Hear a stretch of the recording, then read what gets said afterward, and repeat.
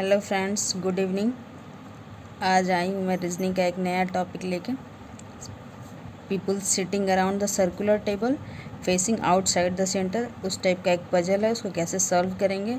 और लोग जब आउटवर्ड्स द सेंटर बैठे रहेंगे तो उस टाइप के क्वेश्चन को कैसे हम सॉल्व करेंगे, किधर क्लॉकवाइज लेंगे, किधर एंटी क्लॉकवाइज लेंगे, किसका राइट डायरेक्शन क्या होगा, किसका लेफ़्ट डायरेक्शन क्या होगा, क्योंकि डायरेक्ट अपोजिट हो जाएगा।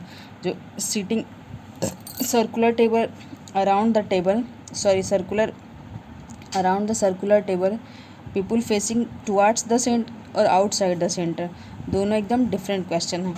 जैसे देखिए, पहले हम पजल के लैंग्वेज को समझते हैं। जैसे यहाँ लिखा हुआ है R is to the right of P and second to the left of S। R is to the right of P। कभी कभी जब हम मेरा सेंटेंस क्लियर नहीं होता हमारा तो हम पजल भी गलत बना देते हैं, उसकी वजह से सारा जो 5 क्वेश्चन इन्वॉल्व रहता है वो सारा गलत हो जाता है। तो पहले हमें सेंटेंस को समझना सबसे ज़रूरी है कि वो जो मेंशन है उसका क्या मीनिंग होगा। R is to the right of P and second to the left of S। यहाँ बीच में देखिए एंड दिया हुआ है।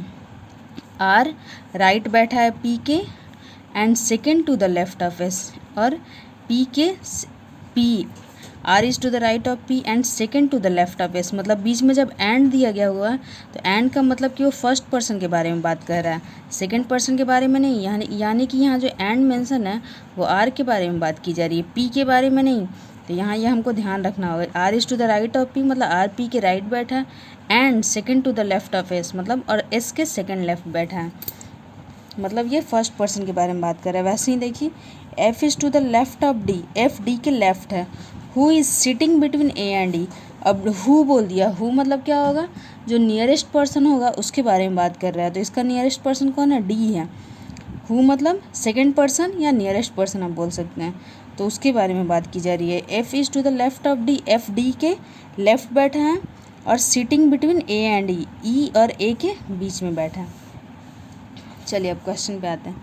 8 friends A B C D E F G and H are sitting around the circular table.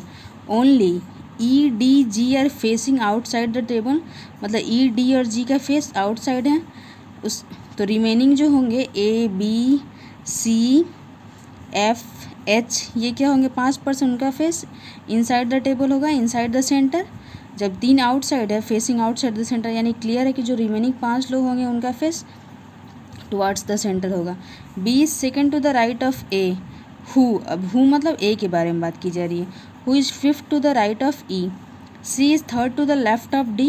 Who is sitting to the second to the right of B। D मतलब who, तो यानी D के बारे में बात की जा रही है। F is second to the left of G। अब ये देखिए E D G को क्या बोल रहा है, फेसिंग आउटसाइड द सेंटर, यानी कि A B C F H का फेस टुवार्ड्स द सेंटर होगा। हम यहाँ 2 फिगर ड्रॉ कर लिए कि कन्फ्यूजन ना हो। एक फिगर में अगर 2 फिगर बनता है तो 2 फिगर लेके चलते हैं, 3 फिगर बनता है तो 3 फिगर लेके चलते हैं। लास्ट में सारे फिगर कट जाते हैं, बस एक फिगर बच जाता है जो हमारा सही रहता है, जो सारे जितने भी कंडीशन हैं सारे को फुलफिल करता है, वही एक फिगर हमारा आंसर हो जाता है। और एक भी सेंटेंस हु एंड मिस हुआ तो हमारा पूरा पजल गलत हो जाएगा, वो पूरा बैठेगा ही नहीं सिटिंग अरेंजमेंट उसका सही। एक ही जगह पे 2 लोग आने लगेंगे या 2-3 जगह ऐसा बच जाएगा जो वैकेंट प्लेस रहेगा, वहाँ कोई नहीं आ पाएगा, यानी कि इसका मतलब पजल हमारा गलत है, उसको फिर से पढ़ना है। लैंग्वेज में हम कुछ मिस्टेक कर चुके हैं। अब देखिए फेसिंग टुवार्ड्स द सेंटर वाला मैं आपको लास्ट की वीडियो में बता चुकी थी। और फेसिंग आउटसाइड द सेंटर यानी कि टुवार्ड्स द सेंटर होता था तो राइट साइड इधर होता था, अब आउटसाइड द सेंटर है तो इसका लेफ्ट साइड इस डायरेक्शन से होगा और राइट साइड इस डायरेक्शन से होगा, direct opposite. Towards the centre में लेफ्ट साइड इस डायरेक्शन से होता था और राइट साइड इस डायरेक्शन से। अपोजिट द सेंटर में लेफ्ट साइड इस डायरेक्शन से और राइट साइड इस डायरेक्शन से। और ये मत सोचिए क्लॉकवाइज एंटी क्लॉकवाइज चेंज हो जाएगा, वो तो सेम ही रहेगा। उसको मैंने आपको फर्स्ट वाले वीडियो में बताया हुआ है कि क्लॉकवाइज आप खुद कंसिडर करिए। यहाँ 12 रहता है तो यहाँ 1 रहता है ना, 12 1 2 3। तो क्लॉकवाइज मतलब इस डायरेक्शन में और एंटी क्लॉकवाइज इस डायरेक्शन में। एंटी क्लॉकवाइज मतलब जो क्लॉक का डायरेक्शन है उसके अपोजिट चल रहा है। अब चलिए पजल पे आते हैं, क्या बोल रहे हैं। E D G are facing outside the table. B is second to the right of A. B is second to the right of A. तो हम क्या करते हैं, B और A तो हमारा टुवार्ड्स द सेंटर है ना, तो B को कहीं एक प्लेस पे यहाँ क्लियर बैठाया था, B को यहाँ बैठा दिया। और क्या बोल रहा है, B is second to the right of A। तो A के सेकेंड राइट में B हो गया क्योंकि टुवार्ड्स द सेंटर है। उसके बाद A who is fifth to the right of E. अब ए के बारे में ही बात की जा रही है कि वो फिफ्थ राइट है ई के। तो ई हमारा क्या है, ई फेसिंग आउटसाइड द टेबल ना। तो ई को देखते हैं, कंसिडर करते हैं ई कहाँ रखेंगे। तो ई ये देखिए, ई अगर यहाँ रखें तो towards the centre A who is fifth to the right of E, यानी कि ई तो आउटसाइड सेंटर है तो यहाँ फेस इस साइड से है, तो इसके राइट साइड में ए 1 2 3 4 5 ए आ गया फिफ्थ प्लेस में। चलिए C is third to the left of D who is sitting second to the right of B. अब क्या बोल रहा है कि C is third to the, तो ऐसे तो बहुत सारा प्लेस वैकेंट है, आप बनाएंगे तो खुद पता चल जाएगा।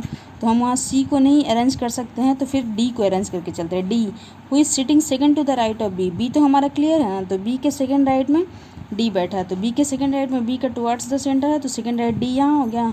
अब यहाँ से क्लियर हो जाएगा, C is third to the left of D पहले बोल रहा है, तो C is third to the left of D क्या हो जाएगा, डी का तो आउटसाइड द सेंटर फेस है ना, तो 1 2 3 थर्ड पर्सन सी यहाँ हो गया। अब फिर क्या बोल रहा है, F is second to the left of G. अब देखेंगे दो प्लेस जो हमारा वैकेंट होगा वहाँ एफ और जी को अरेंज करेंगे। अब यहाँ भी एक दो प्लेस यहाँ बच जाता है, डी एच कहीं ये वाला प्लेस खाली रहता है, बनाएंगे तो आपको खुद पता चलेगा ये वाला प्लेस वैकेंट है। तो उसके बाद क्या हो जाएगा, F is second to the left of G, तो F is second to the left of G और जी क्या है आउटसाइड फेस है, तो second F is second to the left, F is second to the left of G, यानी कि left side 1 2 second place पे आ गया। अब हमारा पूरा फिगर ड्रॉ हो गया, बन गया क्लियर। अब क्वेश्चन पे आते हैं, और ये देखिए क्लॉकवाइज राइट साइड में क्या होगा,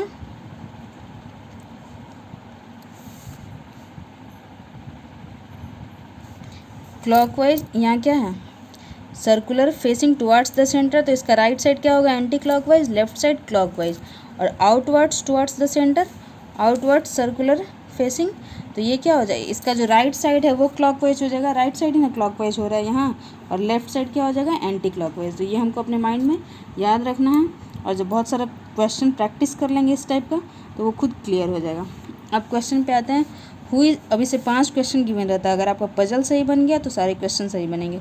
who is third to the left of A, who is third to the left of A. अब फिगर पे आते हैं, third to the left of A, तो इधर तो राइट है क्योंकि इसका टुवार्ड्स द सेंटर फेस है, तो third to the left of A 1 2 3 third to the left E आ गया, ई देखते हैं ऑप्शन में।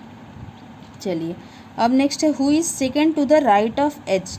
अब देखते हैं, who is second to the right of H, यहाँ एक प्लेस वैकेंट था तो बस एक एच बचा था, तो यहाँ हम एच को अरेंज कर दिए। Who is second to the right of H, H towards the centre है, तो second to the right of H first second A हो जाएगा, तो ए देखते हैं, ए फर्स्ट ऑप्शन है। Who is fourth to the right of F, fourth to the right of F, F भी towards the centre है, तो fourth right कौन होगा 1 2 3 4 सी होगा, सी देखते हैं ऑप्शन में। चलिए, if H and G interchanges their position who will be the third to right of D. अगर एच और जी अपना पोजीशन इंटरचेंज कर ले, यहाँ पे जी हो जाए और यहाँ पे एच हो जाए, तो क्या बोल रहा है कि who will be the third to the right of D, तो डी के थर्ड राइट कौन होगा, तो डी के थर्ड राइट कौन होगा, राइट साइड इधर है ना क्योंकि इसका फेस आउटवर्ड्स द सेंटर, तो 1 2 3 ये जी होगा। और यहाँ क्या बोल रहा है स्टार्टिंग में क्वेश्चन में कि जी और एच अपना अगर पोजीशन इंटरचेंज कर ले, तो जी की जगह पे तो एच आ जाएगा, तो एच हो जाएगा इसके अकॉर्डिंग इसका आंसर। देखिए ऑप्शन मैच करें, who is sitting second to the right of D. अब देखते हैं डी के सेकेंड राइट कौन बैठा है, तो ये तो आउटवर्ड्स द सेंटर, तो डी के सेकेंड राइट 1 2 सेकेंड राइट कौन होगा, बी हो जाएगा। तो ऑप्शन देखते हैं बी में, who is sitting second to the right of D, तो डी के 1 2 इधर right side, who is second to the right of D, तो 1 2 इधर तो लेफ्ट साइड होगा, तो बी होगा, तो बी यहाँ देखिए टिक आउट करना भूल चुकी हूँ मैं, यहाँ बी होगा। बन गया 5 क्वेश्चन, और ये सारे सही होंगे आपके क्योंकि आपका पजल एकदम करेक्ट बना है। थैंक यू, मिलते हैं नेक्स्ट वीडियो में। नेक्स्ट वीडियो में ट्राई करूँगी कि आपको लीनियर टाइप का पजल लेके आऊँ जिसमें क्वेश्चन इस टाइप का गिवन रहता है कि अगर 8 लोग सिटिंग अरेंजमेंट में बैठे हैं तो सारे का फेस नॉर्थ साइड में है, साउथ साइड में है, तो उस टाइप के क्वेश्चन को कैसे सॉल्व करेंगे, या कुछ लोग नॉर्थ में है कुछ लोग साउथ में है, उस टाइप के पजल को कैसे बनाएंगे, तो नेक्स्ट वीडियो में मैं लेके आऊँगी वैसा पजल। अभी के लिए बाय। वीडियो अच्छा लगे, अगर समझ में आए तो लाइक शेयर सब्सक्राइब ज़रूर करें। बाय, मिलते हैं नेक्स्ट वीडियो में, बाय।